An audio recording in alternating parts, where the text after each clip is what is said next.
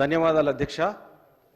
ఒక చరిత్రాత్మకమైన సుప్రీంకోర్టు తీర్పుకు ఈరోజు అందరూ కూడా సంతోషంగా సంబరాలు జరుపుకుంటే, ముఖ్యంగా నేను మా అక్కలకు కూడా విజ్ఞాపన చేస్తా ఉన్నా, మీరు కూడా కూర్చోండి. మాదిగలకు వచ్చిన విజయం ఇది సుప్రీంకోర్టు ద్వారా ప్రాప్తించింది. రెండవది, దొర అహంకారానికి దొరలు కేసీఆర్ గారు రాలేదు, చిన్న దొర కేటీఆర్ గారు, హరీష్ రావు గారు మాదిగలు మాట్లాడితే మేము వినాలా, మాదిగలకు వచ్చిన విజయంలో మేము పాల్గొనాలా అన్న నిర్లక్ష్యంతో ఈరోజు వాకౌట్ చేయడము చాలా అవమానకరం. మాదిగలను వాళ్ళ ముందు నుండే అవమానపరిచినారు.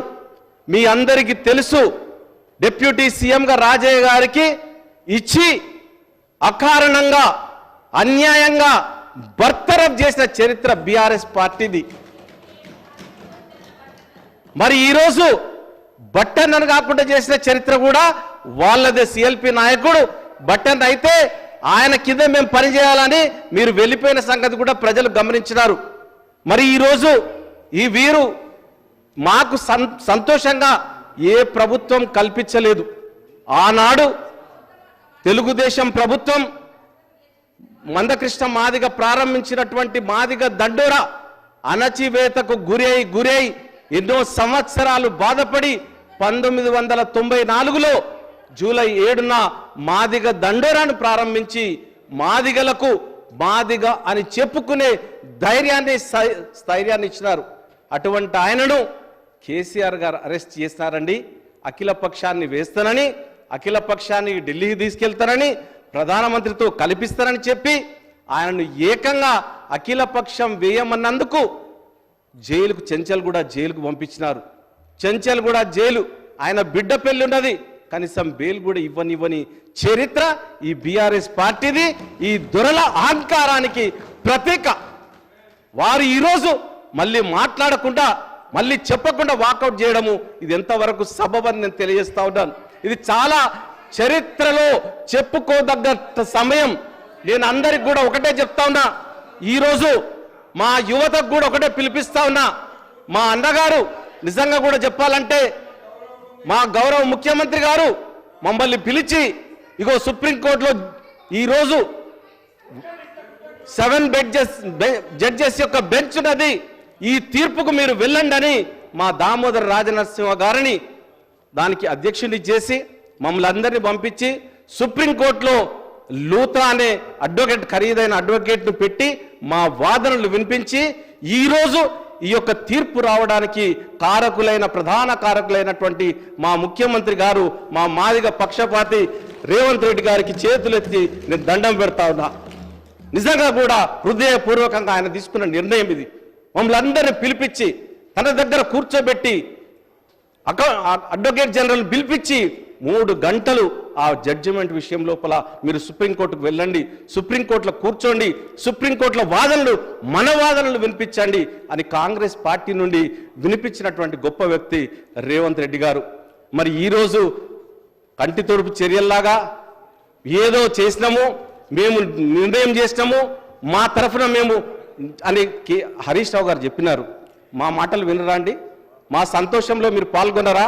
అందురించి నేను ఒకటే మా యువత అందరికి కూడా నేను ఒకటే చెప్తా ఉన్నా, టీఆర్ఎస్ ఎమ్మెల్యేల అందరింటి ముందు చావు డప్పు రేపటి నుండి కొట్టాలని మాదిగ దండోరా నాయకులందరికీ కూడా నేను చెప్తా ఉన్నా. మాదిగ యువతకు నేను విజ్ఞప్తి చేసి చెప్తా ఉన్నా, ఇది చాలా సంవత్సరాల పోరాటం. మాదిగలు అణచివేతకు గురైనారు. మెడికల్ కాలేజీలో 14 సీట్లుంటే కనీసం 4 సీట్లు కూడా రాలేదు, ఉద్యోగాలు రాలేదు. మేము అన్నిటికీ దూరంగా ఉన్నాం, ఊరుకు దూరంగా ఉన్నాం, చదువుకు దూరంగా ఉన్నాం, ప్రతి విషయంలో కూడా మేము వెనుకబడి ఉన్నాం. కాబట్టి దయచేసి మేమందరం కూడా ఒక డిప్యూటీ సీఎం పదవిచ్చి ఏ విధంగా బర్తరఫ్ చేసినారో ఆ చరిత్ర ఒక్కసారి తెలుసుకోవాలని చెప్తా ఉన్నాం. తెలంగాణ వస్తే మాదిగ బ్రతుకులు బాగుపడతాయని తెలంగాణ ఉద్యమంలో డప్పు కొట్టింది, దరువు వేసింది, చావు డప్పులు కొట్టింది మాదిగలు. ఈ మాదిగలను విస్మరించి నీ యొక్క క్యాబినెట్లో ఒక్క మాదిగ కూడా మంత్రి పదవి అని చరిత్ర ఈ బీఆర్ఎస్ పార్టీది. ఈరోజు గొప్పగా చెప్తా ఉన్నారు, ఈరోజు మా సంబరాలలో పాల్గొనకుండా వాకౌట్ చేస్తారు. చరిత్రహీనులుగా మీరు చరిత్రలో నిలిచిపోతారని తెలియజేస్తూ నాకు ఇచ్చిన ఈ అవకాశానికి నేను మరొక్కసారి అంటే ఈ యొక్క ప్రభుత్వం లోపల మా ముఖ్యమంత్రి గారు డిప్యూటీ సీఎం బట్టి విక్రమార్క గారిని చేస్తారు, ఒక దళితుడిని స్పీకర్గా చేస్తారు.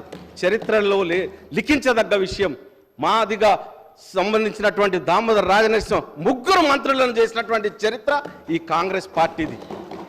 మరి విప్పును చేసినటువంటి పార్టీ కాంగ్రెస్ పార్టీది. మీరు ఎక్కడ ఇచ్చినారండి? మంత్రిని ఇచ్చినారు, మాదిగకు బర్తరఫ్ చేసినారు. అకారణంగా మా యొక్క సంపత్ కుమార్ని శాశ్వతంగా సస్పెండ్ చేసినారు. ఆయన వాణ్ణి వినిపిస్తూ ఉంటే మెంబర్షిప్నే రద్దు చేసినారు.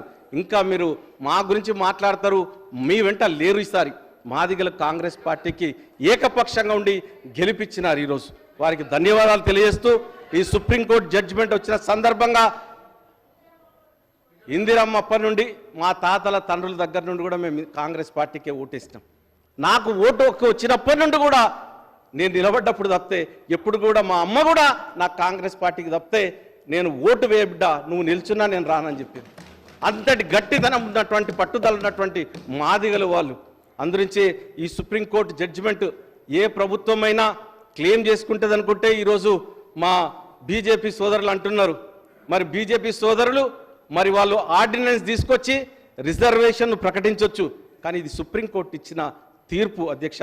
కాబట్టి వారికి ధన్యవాదాలు తెలియజేస్తూ సహకరించిన ప్రతి ఒక్కరికి కూడా మనస్ఫూర్తిగా ధన్యవాదాలు తెలియజేస్తూ అభినందిస్తూ సెలవు తీసుకుంటాం. థ్యాంక్ యూ అధ్యక్ష.